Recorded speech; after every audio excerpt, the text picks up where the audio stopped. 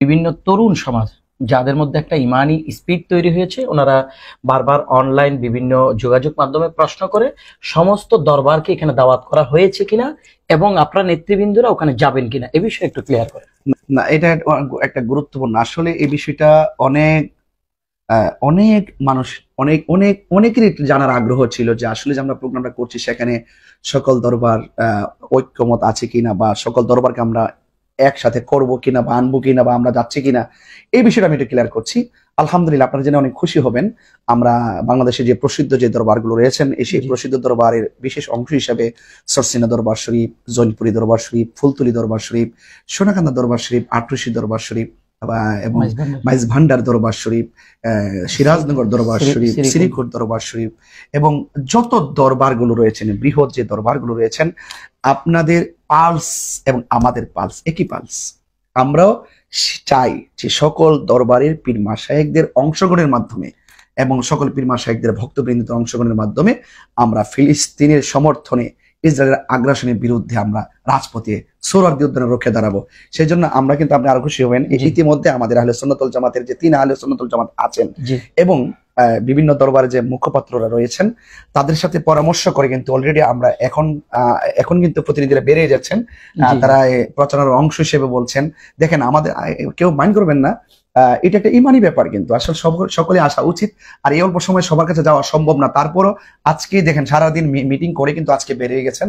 যত দরবারে যাওয়া যায় শেষ পর্যন্ত আমরা সকল দরবারের কাছে যেখানে যাওয়া যায় আমরা প্রতিনিধি, মানে আপনারা মুরব্বীরা নিজেরাই গিয়ে দাওয়াত দিবেন। আমি মুরব্বী, আমি তরুণরা আছি, মুরব্বীরা নিজে কষ্ট করছেন। সোজা কথা, মুরব্বীরা মাঠে নেমে গেছেন, ছেলেদের মতো নেমে গেছেন। সুতরাং আমাদের ছেলেদের উচিত, ওরা আমাদের সিনিয়র, আমাদের সারা জীবনের ত্যাগ তারা সহ্য করেছেন এবং শেষ পর্যন্ত তারা লড়াই করে যাচ্ছেন। সেই জন্য আমরা আমাদের কাঁধকে বিছিয়ে দিব, আমাদের মুরব্বীরা যেন আমাদের পিঠের উপরে দাঁড়াতে পারে সেই সোহরাওয়ার্দী উদ্যানে। এটি হবে আমাদের তরুণদের শেষ কথা। এজন্য সকল তরুণ উলামা তুলাবা আমরা সকলে ঐক্যবদ্ধভাবে আমরা সেদিন 26শে এপ্রিল ঐতিহাসিক সোহরাওয়ার্দী উদ্যানে আমরা সবাই একসাথে হয়ে আমরা বিশ্বকে ইনশাল্লাহ জানান দিব।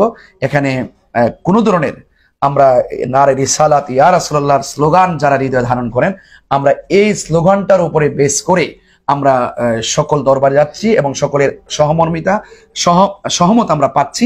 এবং পাশাপাশি আমি বাংলাদেশের যত জেনারেল যারা আছেন, ইউনিভার্সিটি, স্কুল, কলেজ, ইউনিভার্সিটি এবং বিভিন্ন মাদ্রাসা যারা আছেন এবং যারা বিভিন্ন চাকরিজীবী আছেন, সকলকে বলবো আপনারাও কিন্তু সেই একজন সহযোদ্ধার অংশ হিসাবে আপনারাও কিন্তু সেখানে আসতে পারেন। আমি আপনাদেরকেও বিনীতভাবে অনুরোধ করবো আপনারা আসবেন এবং বিভিন্ন ধরনের আলেম ওলামা আছেন বাংলাদেশে, আমি সকলকে বলবো আপনারা আসবেন ইনশাল্লাহ। আমাদের ওই প্রোগ্রামে আপনারা যদি আসেন, আশা করি আমাদের সেই প্রোগ্রামটি অনেক ফলপ্রসূ হবে এবং মুসলমানদের একটি শক্তি প্রদর্শন হবে এবং পাশাপাশি ইসরায়েলের দুর্গে আগুন ধরবে ইনশাল্লাহ। আমাদের আগামীর প্রোগ্রামে আপনারাও মূল্যায়ন পাবেন। সেই জন্য আমি আশা করব আপনারা সকল কিছুর ঊর্ধ্বে এসে আপনারা আগামীর 26 তারিখের প্রোগ্রামটিকে, ফিলিস্তিনের সমর্থনে ইসরায়েলের আগ্রাসনের বিরুদ্ধে প্রোগ্রামটিকে সফল এবং সার্থক করবেন সে আশাবাদ ব্যক্ত রাখছি। এবং আমিও আসছি, আপনারা আসুন, আমিও কাফেলা নিয়ে ইনশাল্লাহ আসবো, আপনারাও কাফেলা নিয়ে আসবেন। ভালো থাকুন। আসসালামু আলাইকুম ওয়া রাহমাতুল্লাহি ওয়া বারাকাতুহু। এতক্ষণ আল্লামা গিয়াসউদ্দিন আল তারি সাহেব ঢাকা সোহরাওয়ার্দী উদ্যানে ফিলিস্তিনের গাজায় মুসলমানদের উপর যে বড় বড় নৃশংস হত্যাকাণ্ড চালাচ্ছে ইসরায়েলি বাহিনী, তার প্রতিবাদে এক প্রতিবাদ সমাজ আয়োজন করেছিল বাংলাদেশ আহলে সুন্নাত ওয়াল জামাত। কিন্তু দুঃখজনক ব্যাপার হলো, আগামী 26শে এপ্রিল প্রতিবাদ সমাবেশটি অনুষ্ঠিত হবে ঠিকই, কিন্তু ঢাকা সোহরাওয়ার্দী উদ্যান হবে না, প্রশাসন অনুমতি দেয়নি। সমাবেশটি ঢাকা শাহবাগে গোলবাগ মাঠে অনুষ্ঠিত হবে। তো এই সমাবেশটিকে পন্ডল করার জন্য অনেকে অনেক চেষ্টা করতেছেন, কিন্তু বাংলাদেশের অপমর সুন্নি জনতা কিন্তু এই সমাবেশটিকে সফল করার জন্য সব ধরনের চেষ্টা করে চালিয়ে যাচ্ছেন। ইনশাল্লাহ আশা করি সফল হবে। এই সমাবেশটি ঘিরে বাংলাদেশ আপামর সুন্নি জনতার অগণিত আশা ও ভরসা আছে। কেননা 24শে 5ই আগস্টের পর থেকেই, ক্ষমতা পট পরিবর্তনের পর থেকেই বাংলাদেশের সুন্নি পীর মাশায়েখদের মাজার, খানকা, সুন্নিদের মাদ্রাসা, মসজিদের ইমাম সাহেবকে ধরে ধরে বের করে দিচ্ছে। সুন্নি ইমামদেরকে বিভিন্ন মাজারে হামলা হচ্ছে, প্রায় 100টির অধিক মাজারে হামলা হয়েছে। এমনকি হযরত শাহপরান ইয়ামানির মাজার পর্যন্ত হামলা হয়েছে। তারপর মুর্শিদপুর দরবারে অনেক বড় হামলা হয়েছে। কিন্তু তারপরেও বাংলাদেশে আপামর সুন্নি জনতা তেমন কোনো বড় প্রতিবাদ করতে পারেনি বা তেমন কোনো বড় প্রতিবাদ দেখেনি। তখনও আহলে সুন্নাত ওয়াল জামাত বাংলাদেশ প্রতিবাদ করেছে, কিন্তু বড় ধরনের প্রতিবাদ করতে পারেনি, কেননা তখন বাংলাদেশের সব ডিস্ট্রিক্টে প্রতিবাদ হয়েছে, কিন্তু ছোট আকারে, কেননা প্রত্যেকটা দরবার এই প্রতিবাদে অংশগ্রহণ করেনি।